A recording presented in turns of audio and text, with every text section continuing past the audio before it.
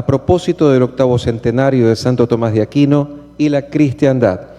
Resumimos, este año celebramos el 8º centenario del nacimiento de Santo Tomás de Aquino, doctor de la Iglesia y luz intelectual de la cristiandad. Su pensamiento no solo estructura la teología católica, sino que fundamenta el orden político y moral de Occidente. Gracias a él comprendemos que la ley humana debe reflejar la ley eterna, caso contrario se debilita el bien común y se desfigura la justicia. Que este evento sea un acto de gratitud y fidelidad a su inmortal enseñanza. El padre Cristian Ferraro es licenciado y doctor en filosofía por la Pontificia Universidad Lateranense de Roma, con una tesis sobre la libertad en el tomismo de Cornelio Fabro en el 2009, lo que marcó el inicio de una destacada labor académica y profundamente anclada en el pensamiento tomista. Fue profesor de metafísica en la Pontificia Universidad Lateranense entre 2011 y 2018 y responsable de la edición de las obras completas de Cornelio Fabro entre 2005 y 2013. Ha dictado numerosos cursos y conferencias en diversos países y es autor de libros clave como El naufragio del progresismo y para un retorno a la metafísica, Appunti di Metafisica y Le Cinq Vies Thomasien, donde desarrolla una rigurosa defensa de la metafísica clásica frente a las corrientes contemporáneas. En la diócesis de Fréjus-Toulon se desempeñó como prefecto de estudios del seminario local. Su obra combina profundidad filosófica, claridad pedagógica y fidelidad al tomismo esencial, siendo hoy una voz de referencia para la renovación intelectual y espiritual de la tradición católica. Recibamos al padre Cristian Ferraro con un fuerte aplauso.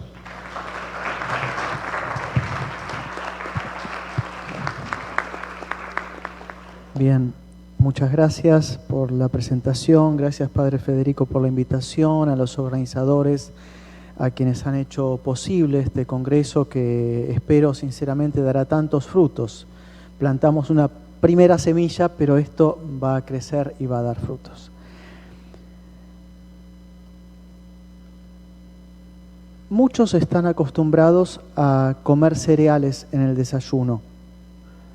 Pocos saben que la palabra cereal remite a la diosa Ceres, que era la diosa en la mitología pagana latina de la fecundidad de los campos, aquella que hacía crecer cosas, los granos, los frutos del campo. Muchos conocen y hablan de la palabra autoridad. Y entienden por autoridad el que detenta el poder en algún determinado ámbito, que puede mandar, prohibir, permitir, sancionar, castigar. Se respeta la autoridad eclesiástica, la autoridad civil, pero pocos saben cuál es el contenido profundo a partir de la etimología de la palabra autoridad. Es la traducción del latín auctoritas, que es el abstracto del verbo augio, que significa por un lado crecer, pero por el otro, y más profundamente, la capacidad de la que está dotado alguien para hacer crecer a otro, para llevarlo a plenitud. Y por eso, antes de tener una connotación jerárquica, imperativa, la palabra autoridad tiene una connotación moral. Esa autoridad mi padre, esa autoridad del maestro, veo ahí a alguien que me está llevando a plenitud. Él lo despierta a mí, me suscita las ganas, el deseo de ser mejor.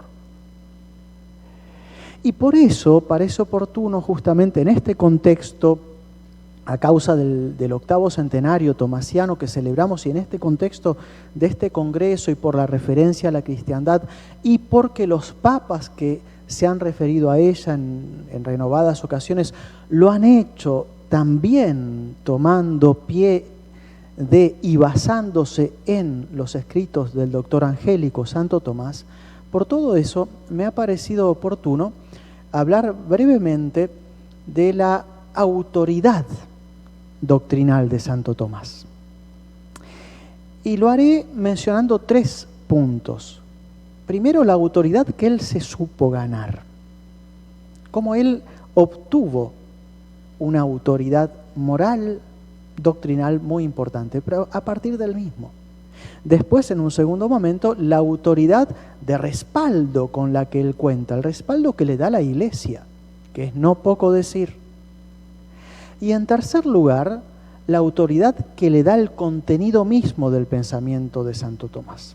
El contenido mismo de su pensamiento que sigue certísimamente vigente hasta nuestro tiempo. Bien, vamos sin más al primer punto. Quisiera mencionar entonces esa autoridad moral y doctrinal que él conquistó. Y claro, la conquistó por su inteligencia excepcionalmente aguda y rigurosa, pero una inteligencia que estaba potenciada por la manera de vivir la virtud de la pureza, por su franqueza, honestidad intelectual y por supuesto una inteligencia sumamente aguda. Conocen seguramente las anécdotas cuando quieren impedir que él entre a la orden dominicana, sus familiares lo secuestran, lo encierran en una torre de un castillo y ahí para disuadirlo de su vocación religiosa le introducen una mujer pulquérrima, dicen los biógrafos antiguos, hermosísima, una mujer para tentarlo. Santo Tomás la ve, era hermosa, se acerca al hogar donde estaba el fuego para calentarse, toma un tizón suavemente y empieza a aproximarse cada vez más rápido hacia ella. Se vistió como pudo, la mujer salió corriendo. Cuando cierra la puerta, Santo Tomás traza el signo de la cruz, venciendo heroicamente una tentación muy fuerte. Desde allí vivió triunfalmente la pureza, el angélico. Pero esto hizo que su inteligencia se potenciase más aún.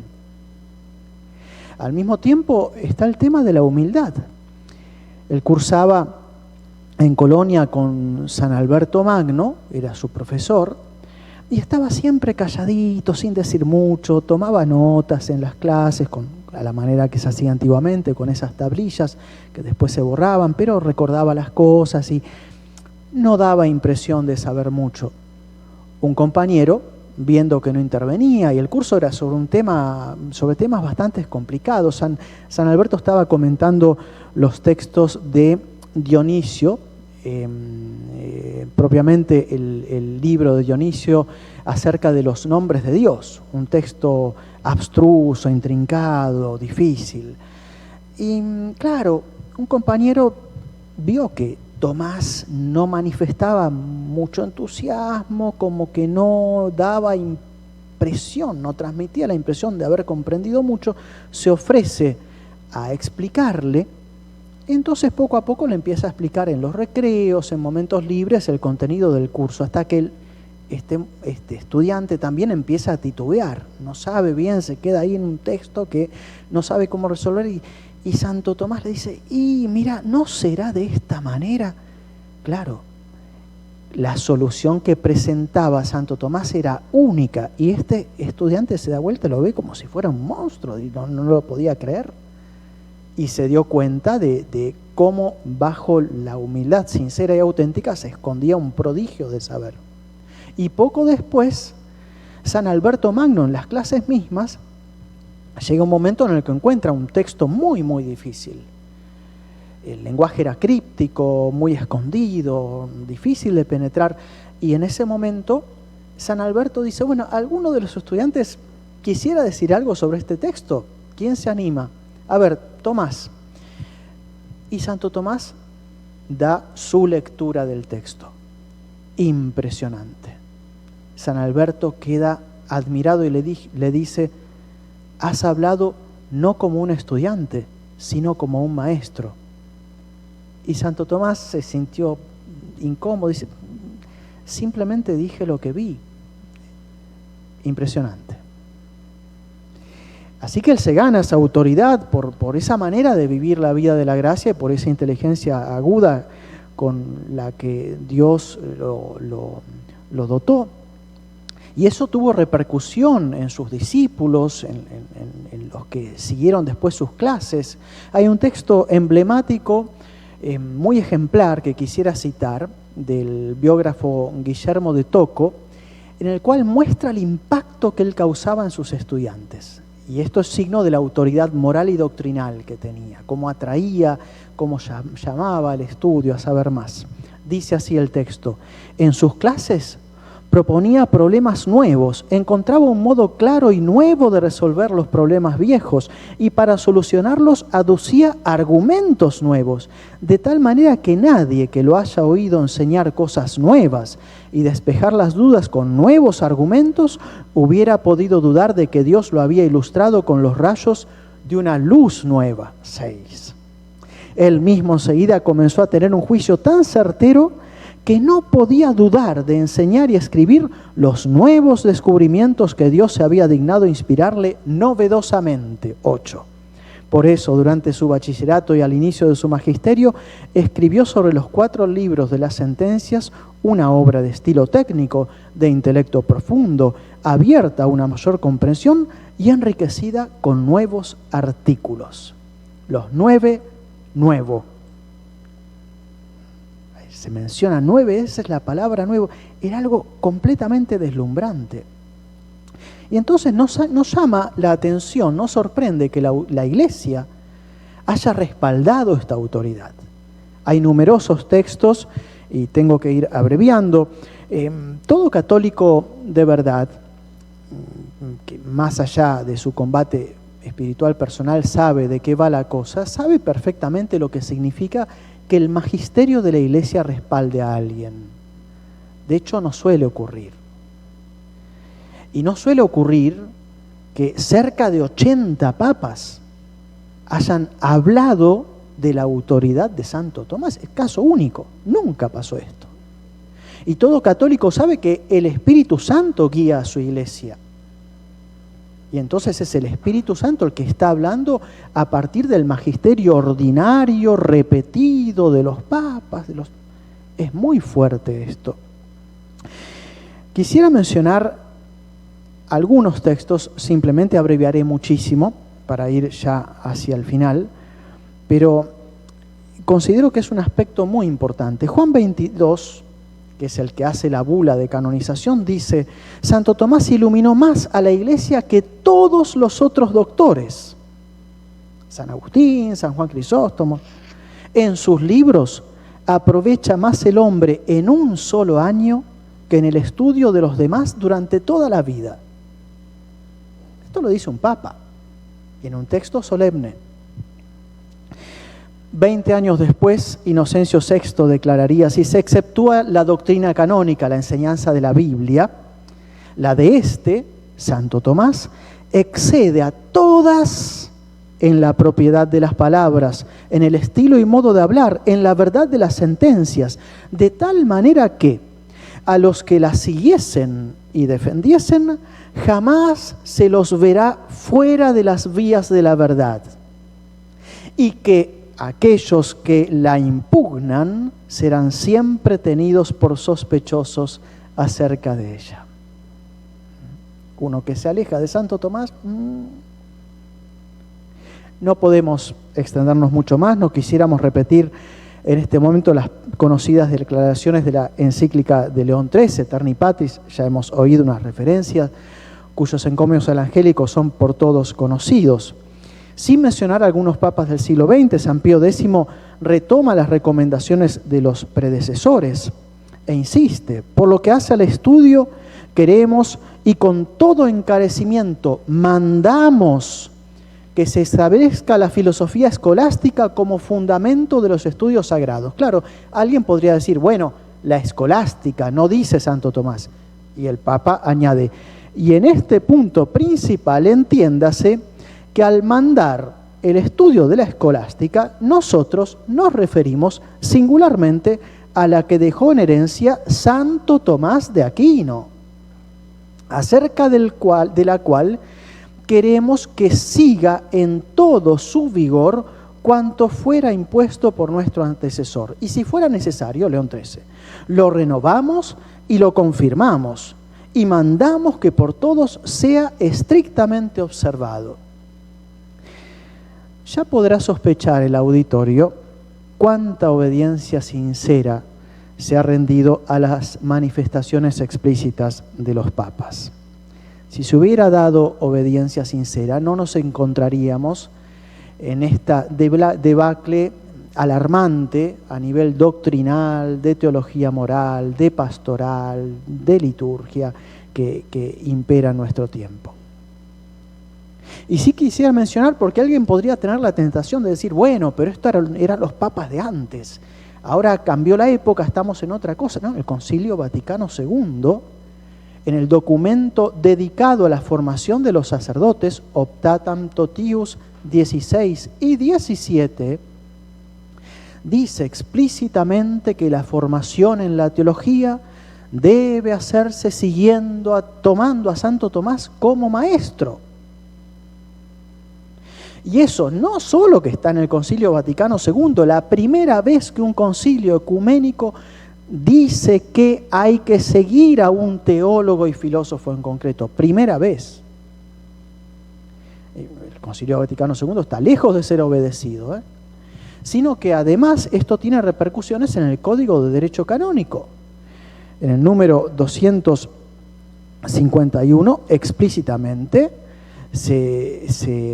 y 253, parágrafo 3, se dice explícitamente que en la formación de los seminaristas hay que poner a Santo Tomás como maestro, como guía y maestro.